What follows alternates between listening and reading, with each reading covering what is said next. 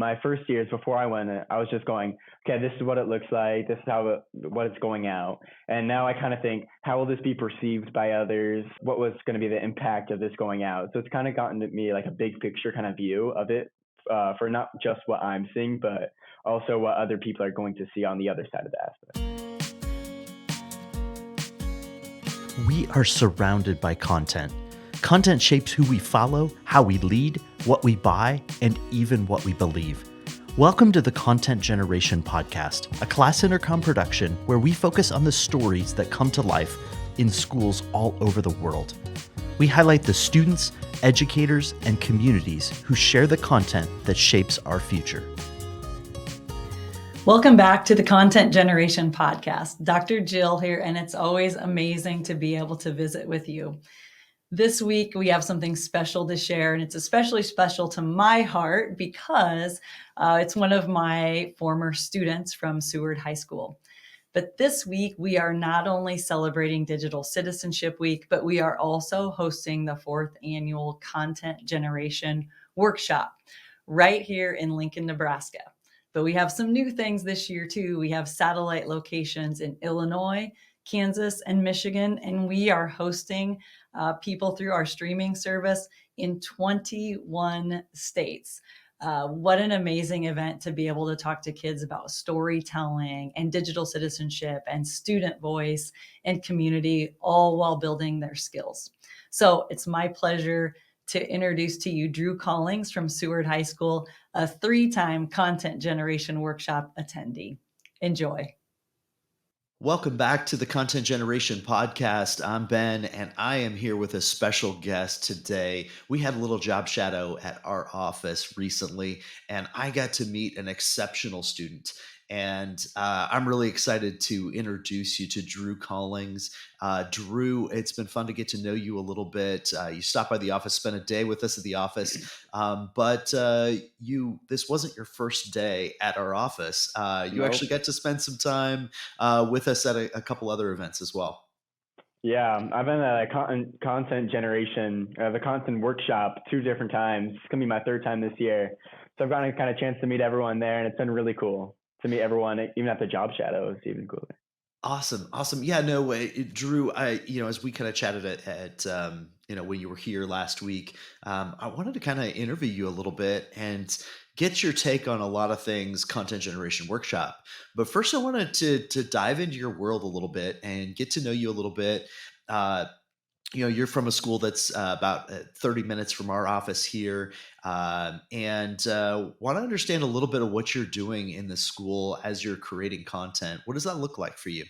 Yeah, so I'm doing that in multiple ways. The main way I'm doing it is I broadcast and I announce a lot of varsity sports. I've done sports like football for our school, basketball, softball, volleyball. I've done all those. So it's been cool to put that out there.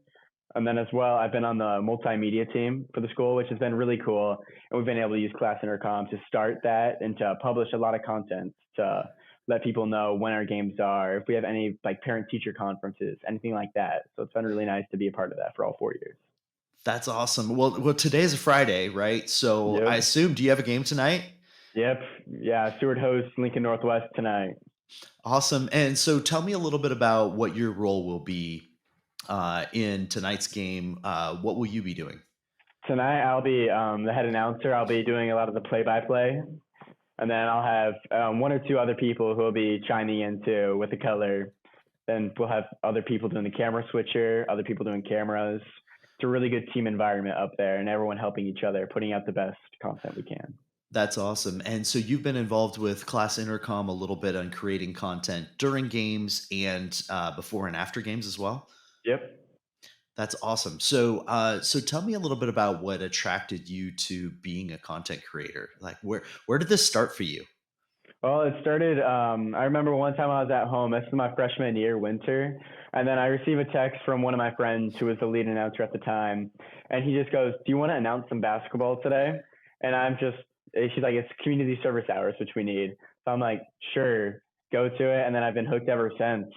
I started out just by announcing, and I'm like, I like this, so I decided to join the multimedia team, and I've been in that sense, and I've been putting out content that way as well as announcing.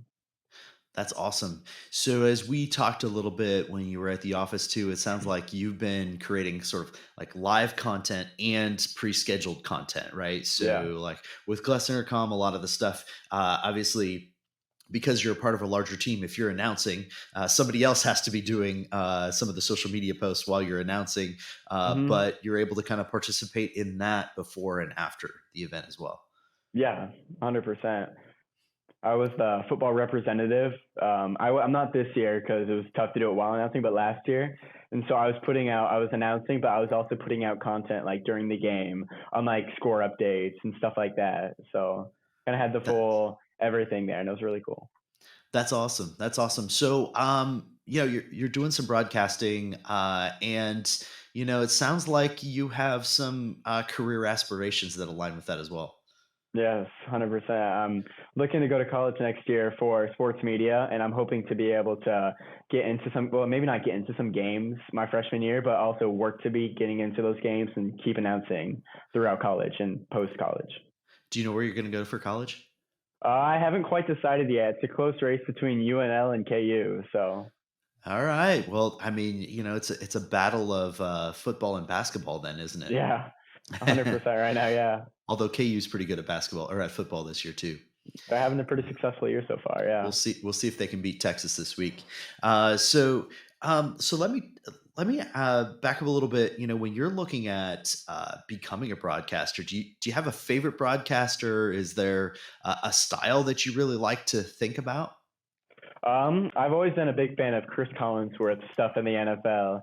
He's always been my favorite. I love just the way he words things and the way that he displays them to the audience. It really and kind of attracts you to the game and really captivates you with the game and just how it's going. So I've always looked up to him. And there's a few college announcers like you can't go wrong with Gus Johnson, always announcing his pure excitement as he goes announcing those college games. That's awesome. Yeah, no, I love that. I love that that you're thinking about kind of what that next step is and what that might look like as a content creator. And um, it sounds like you're watching them there. You're playing some Madden at home at times, Yeah. and you're finding ways to be creative throughout that process. So we created a little content here, and I know Jill and Courtney and the team had a good time hanging out with you last week.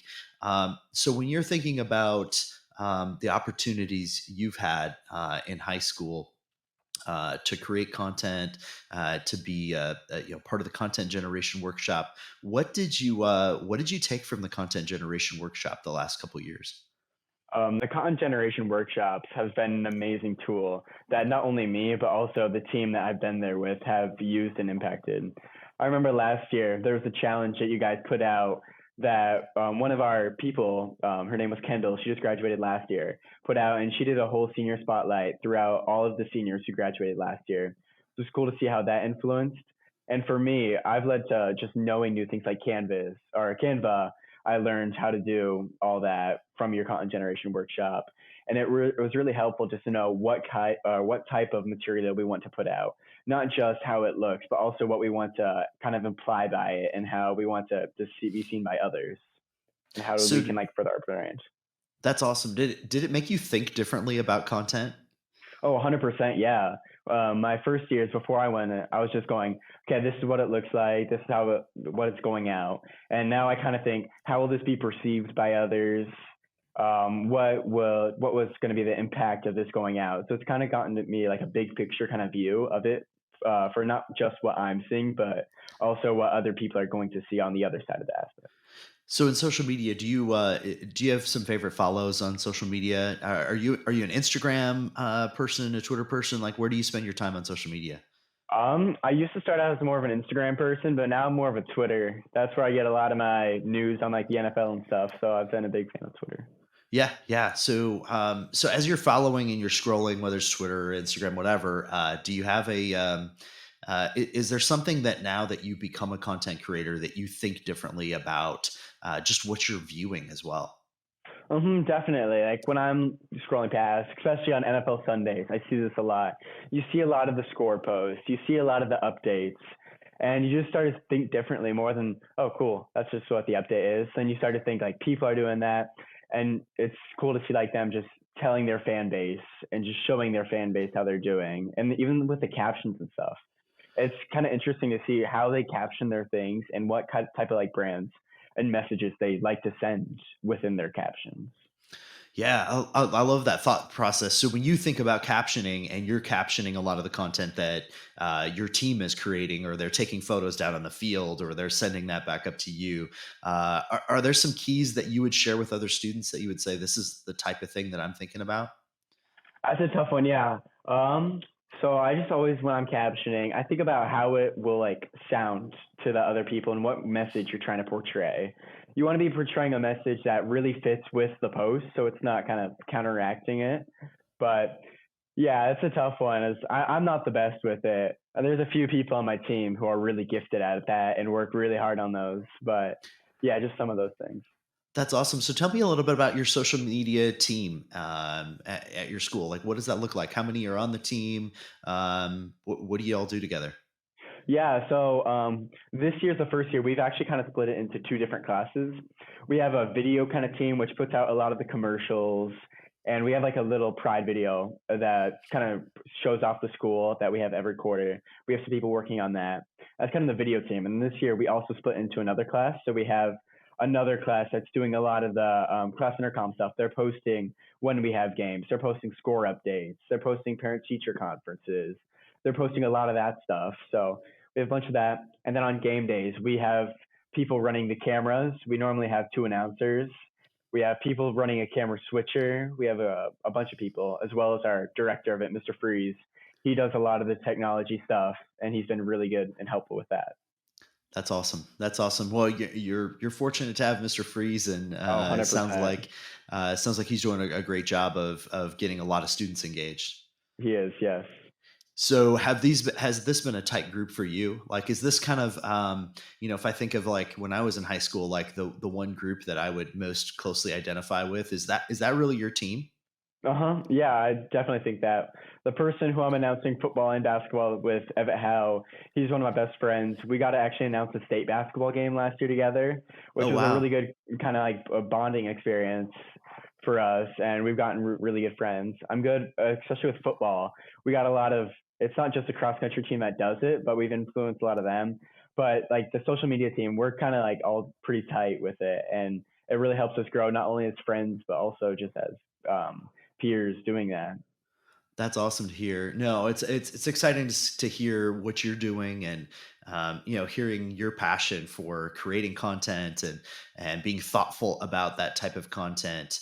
Um, is there any advice you'd have for students that want to get into this space, or want to think about creating content? Any advice you'd have for students? Yeah, I just go for it. If you want to create content, ask the teacher who coordinates the classes, join those classes. If you want to start broadcasting, find the teacher. Yeah.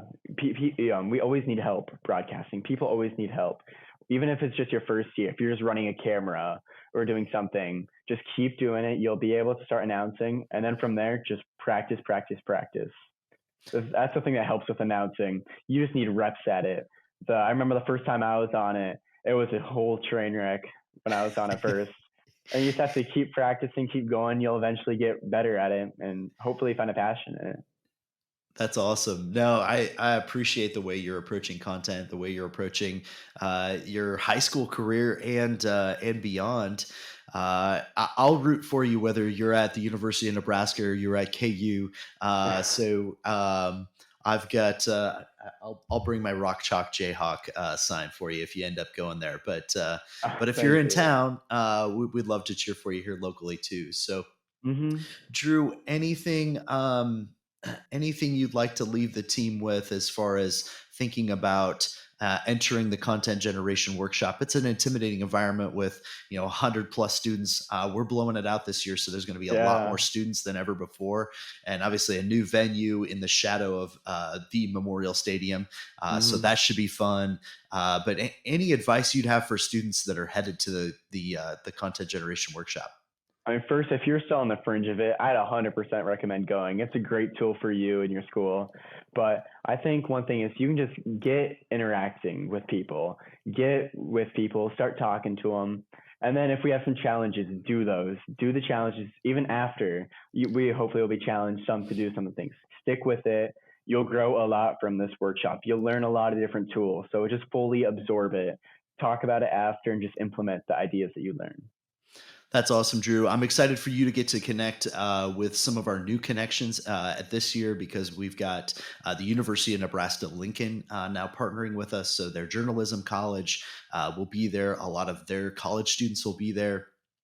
As well as a lot of their advice, but then we've also got everything from sports announcers, broadcasters. We've got video stories. So there's going to be a lot of different things to learn. As I've gotten to chat with several of the speakers, I'm super pumped for it. So we're really taking it to the next level. It sounds absolutely amazing this year. I can't wait for it. Awesome, thanks, Drew. Thank you for having me.